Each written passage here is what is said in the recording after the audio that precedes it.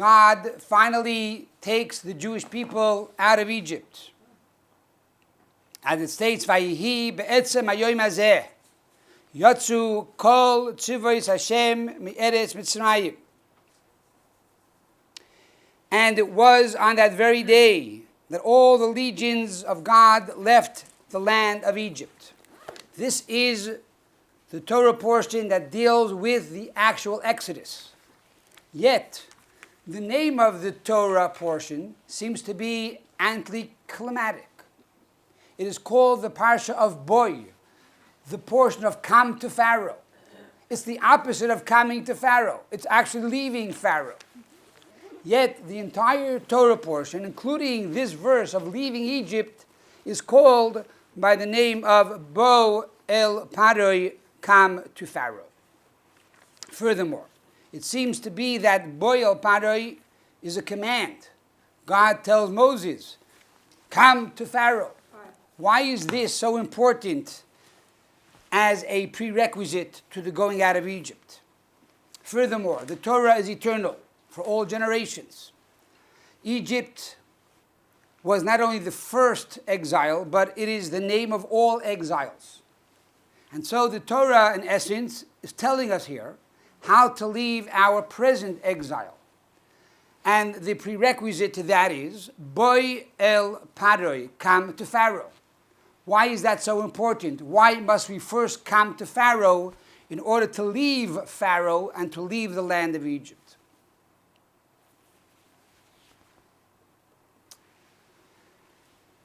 My dear friends, the answer is as follows. The word Pharaoh, Paroi, according to the Zohar, according to the mystical teachings of Kabbalah, the name Pharaoh represents Dispiriu Vizgalyin Minei Kol Nahoirin, which means to reveal and to unveil all the secret lights and energies of creation and the cosmos. And so God tells Moses, before you leave the land of Egypt, before you actually take the Jews out of the land of Egypt, you first need to come together with me, says God, into the deepest chambers, into the secret chambers, into the tunnels of Pharaoh. And there you will find and expose the deepest revelations of godliness. For Pharaoh spiritually represents the highest revelations of spirituality, holiness, and revelation. And after you capture and access these lights and these energies, then you are able to finally leave the land of Egypt. Now, Moshe Rabbeinu was afraid. He was afraid to enter into Pharaoh. So much so, he needed God's confidence and God's support and encouragement and promise. For God says to Moshe, come with me. I'm with you. Don't worry, you're not there alone. I will come together with you to Pharaoh. But yet Moshe Rabbeinu was afraid. So much so, this is hinted in the Parsha, where Pharaoh tells Moses, no longer shall you come to see my face, for on the day that you see my face, you will surely die. And Moses responds, you're right, I will not come to see your face any longer. In other words, spiritually, Moshe Rabbeinu was afraid he would die. Because for a human being, a soul in a body, in a physical body, it limits how much revelation of godliness one can actually take. And therefore, Moses was concerned if he goes into these secret chambers, into these secret tunnels, it would be overwhelming. The revelation of godliness would be so great that the human body would not be able to handle that capacity. And therefore, he was afraid to die. The only way he was able to enter was with Almighty God. And therefore God says to him, don't be afraid. I am going together with you. I am there already. Boy, come together with me to Pharaoh. What is the lesson of the parsha? What is the lesson to us today when there's a war in Israel? What is the lesson today, the last few moments of exile before the coming of Mashiach? The Torah is telling us as follows: every single one of us, that we have within us the spark of Moshe. God tells us, before you can leave this exile, before you can leave this galus, before you can leave Gaza, you have to know, boy el paroi, come together with me to Pharaoh. In other words, don't be afraid of success. Don't be afraid of acquisition of power. Don't be intimidated of icons. On the contrary, to truly have a redemption, to be free, to have an exodus, we first need to topple the Pharaoh. Physically, we need to take out, to eliminate, to terminate the CEO, the icon of this evil regime. But more so spiritually, we have to begin to tap into our essence, to this part that was covered and concealed, this Pharaoh, this hidden energy and godliness that each one of us possess. We need to come and tap into that power. Why? Why is this so important? Why is this the prerequisite to the ultimate redemption? Why is this the introduction to the exodus of Egypt? And why is the entire parsha called Bo, come? Why not give it a better and more dramatic title like The Exodus, or Leaving Egypt, or The Great Escape? Yet we call the parsha Bo, come.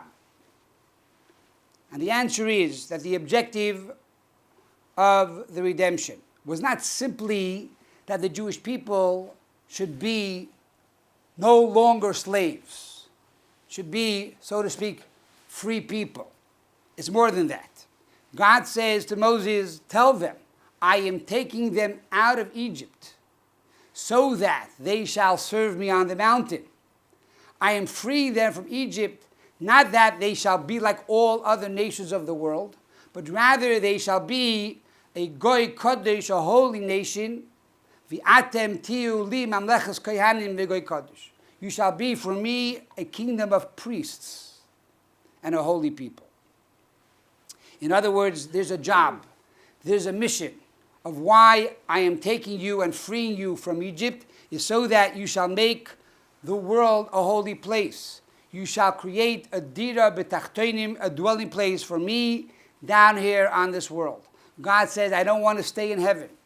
I want to live and dwell together with you on this world, as the prophet Isaiah tells us in chapter 30, verse number 20, that Lo yikonef oid merecha.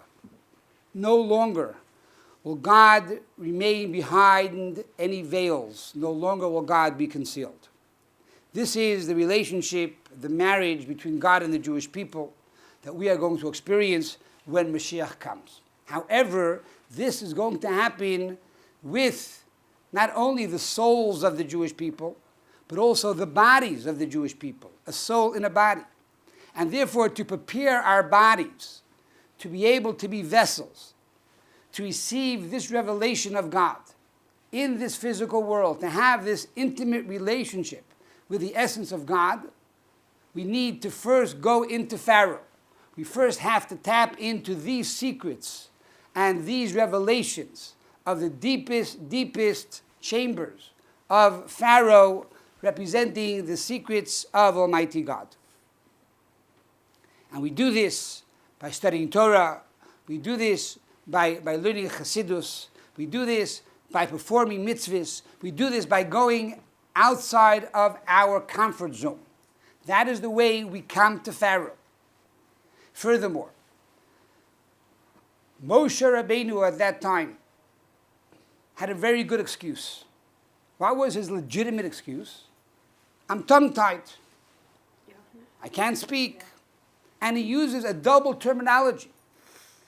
He says, kaved peh, have a heavy mouth, v'chavid lashon, and I have a heavy tongue. According to many commentaries, he stuttered. He couldn't speak properly. And his words were not clear. He says, how can I go to Pharaoh? God says to him, who created the mouth of man? Who gave man his mouth? I did. So you can go to Pharaoh, even with your problem, and convince him to let my people go. Spiritually, what happened over here? Moshe Rabbeinu, his speech was in Egypt. Moshe Rabbeinu's speech at that time was in a state of bondage, and therefore he could not express himself. He was afraid. Spiritually, it says in Kabbalah that Moses was higher than Torah. The source of Moses is higher than the source of intellect of Torah. And the fact that he had a difficulty with his mouth, peh, represents Torah Shabbat peh, the oral Torah. The fact that he had a difficulty with his tongue represents the written Torah. These two levels of Torah were in Egypt. He had the knowledge, he had the lights, he had the energy, but he did not have the vessels, the body, to be able to express it. So Moses says to God, Shlach na b'yatishlach, send someone better than me. Send the moshiach, who not only has the knowledge spiritually, but also has the vessels, the mouth, to be able to express your teachings and to convey your message. And God says, no, I'm sending you. I don't want any excuses. You're not a speaker, you don't have talent, you're not smart enough, you don't have enough money, you can't do it. Every single one of us is Moses. And every single one of us now needs to be vocal. And even though we think we're not capable, even though we think perhaps we're not worthy, God says, I gave you the mouth. And just like Moses convinced Pharaoh, you can convince the world. But now is a time we have to come to Pharaoh. We need to be vocal. We need to be vocal to ourselves, number one, remind us who we are. And we need to be vocal to the world, to be proud as Jews. And we have to teach the world what it means to be Jews by living as a Jew is supposed to live. So what happens? By going to Pharaoh and accessing this deep revelation of light, while existing in a physical body, this becomes the introduction and the prerequisite to receive the revelation of God on Sinai and yet remain alive in a physical body.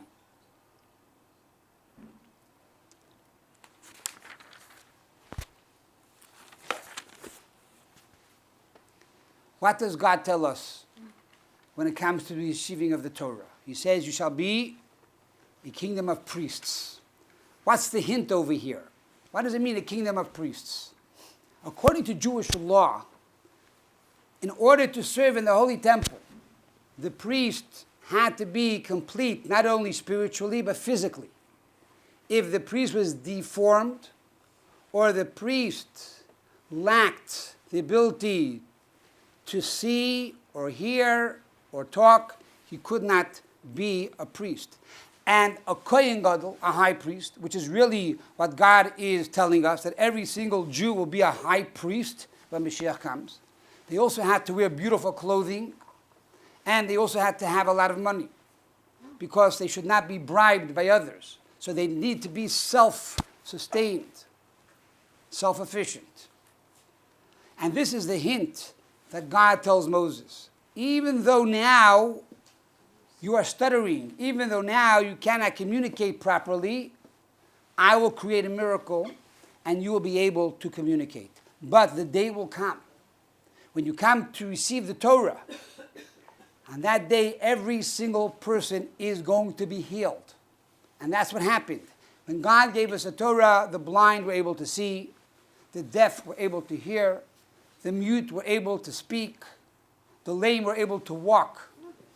Every single person was healed from their problems, including Moses. After the giving of the Torah, Moses was healed. For the next 40 years, he had perfect speech. He didn't stutter. No more stuttering, no more challenges in his articulation. He became totally healed. And that is a promise that God is giving each and every one of us. You need to start now to speak in Egypt. But eventually, you will have all of these blessings in a revealed way. The Parsha goes on to say that God tells Moses to tell Pharaoh, you have to give us sheep. You have to give us animals to be able to go into the desert and bring sacrifices. And then God tells Moses, convince the people to speak to your neighbors, your Egyptian neighbors, and to request from them all the silver and gold and diamonds they have in the house. Now the question is, why did the Jews need to request it from the Egyptians? They could have gone in and taken it. Egypt already was destroyed. The houses were smashed. The people were crushed. They were waiting for the Jews to go. They wanted the Jews out. They would give them anything. And furthermore, during the plague of darkness, the Jews went into all of the houses and marked down all of the silver and gold and possessions in the home. So they knew where everything was. So why did they have to ask the Egyptians permission? And it goes on to say, Vayitin Hashem eschina b'yeni Mitzrayim. And God put the grace of the Jewish people in the eyes of Egypt. Okay. Why did God have to bestow the grace of the Jewish people in the eyes of the Egyptians? And it goes on to say, and Moses was great, and he became powerful in the eyes of the Egyptian world. Why is that so important? We're about to leave Egypt. Egypt is now devastated. The entire Egypt is flattened like Gaza. And now the Torah has to tell us, and by the way, Moses rose in power. Because the answer is that the purpose of creating a dwelling place for God in this world is not by smashing the world. It's not by breaking the world. On the contrary, this has to come with love and grace and kindness, that the nations of the world should participate and want to be involved. And this begins with our teaching them the 7 Noahide laws. And this happens when the Jewish people begin to live like they're supposed to, like a kingdom of priests. And the nations of the world see our pride. And this becomes viral, that they too want to live the life of godliness and spirituality and peace and harmony. And furthermore, Moses now becomes great in the eyes of all the nations of the world. So even though sometimes we need to break, if there is terrorists, and if there is an evil army, there has to be the 10 plagues. You have to smash and destroy all the absolute evil, but that's not the objective. Right after that, the Jewish people make friends with the Egyptians. Right after that, the Egyptians give the Jewish people all their needs to be able to travel into the desert. And Chein Ha'am, he gives them the power of grace, that they should be loved by all the nations of the world. However, Egypt was not the final exile. It was only the first of the exiles. It was the beginning of the exiles. And the reason was we ran out of Egypt. Ki barach ha'am. In other words, it was not a total transformation. We were still, on one hand, leaving Egypt, but yet we wanted to be in Egypt. We couldn't make up our mind. We were schizophrenics. Do I want to leave or do I want to stay? Do I want to go or not? And therefore, we had to close our eyes and run out and never look back. But yet, at the same time, we had that desire, perhaps I left something in Egypt. Perhaps I should go back. When Moshiach comes, we're going to walk out of exile with our heads up high. We're not going to run. We're not going to have any regrets leaving exile. because we're going to be transformed. We're going to know this is the ultimate truth. We're going to know this is where we want to be. There's no reason to go back. And that's now where we are standing. The last few seconds of exile, right before Mashiach comes, we are ready to leave, but yet, even though perhaps we have some spiritual impairments, we have to be strong. We have to go and come to Pharaoh and not be intimidated by the world around us. And by doing so, this will lead up to the ultimate exodus, the ultimate redemption. In a few days, we're going to celebrate Yud Shvat, which is the passing, the Yortzeit, the Hayalullah of the previous Lubavitcher Rebbe, Rabbi Yosef Yitzchak. And the Rebbe has taught us that the name Yosef Yitzchak, this is a lesson for our generation. How we have to live the last few moments before the coming of Mashiach. Number one, Yosef means to add, to increase. Regardless of how much we did up until now, we need to increase in acts of goodness and kindness, in Torah study, and being proud Jews. Number two, to do this with Yitzchak, with joy, not to be intimidated, not to be afraid, but to be happy, not to do a mitzvah out of reluctance, but to be joyful and show the world we are happy, we are joyous, we want to be Jewish, we are proud to be Jewish, we want to serve Hashem, we want to do mitzvahs. Just yesterday I was watching one of these videos of a man who was totally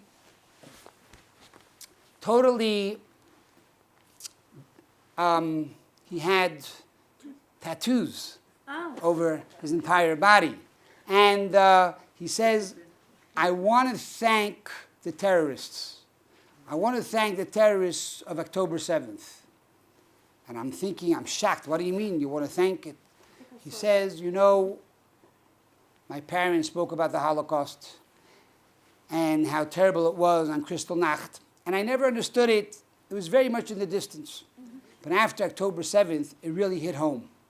And he says, you know, I was not religious till now. And I was not following the Torah. But thanks to October 7th, I am united with my brothers and sisters throughout the entire world. And I am now more observant than I ever was. I'm davening and putting on tefillin every day. And so many Jews have returned to their heritage because of October 7th. It's unfortunate. It's terrible.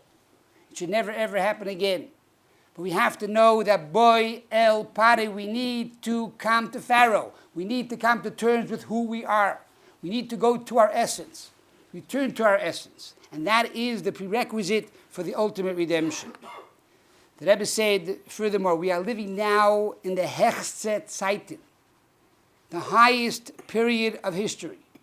On one hand, it's Zaman, it's Zeit, which means it's a limited thing. On the other hand, it's the Hechste, which means the highest, implying infinity. It's a time we need to take and access these infinite lights and apply it to our daily life. And to live our life with spirituality, with holiness, and to take the highway. To be able to live in a way of tremendous joy and pride. Finally, we spoke about speech, about talking. There's a famous story of a young girl who lost her speech, and the doctor said they would never recover. And her parents brought her to the Lubavitcher Rebbe. And after the parents told the Rebbe the problem, the Rebbe said, okay, now leave the room, I want to talk to the girl. The Rebbe turns to the girl and says to her, do you want to speak again? Yeah. She nods her head. What do you want to do when you grow older? And the girl began to speak, I want to be a teacher. And the Rebbe said, yes, you should be a teacher and you should teach. And as long as you continue to speak and teach, you will have the power of speech.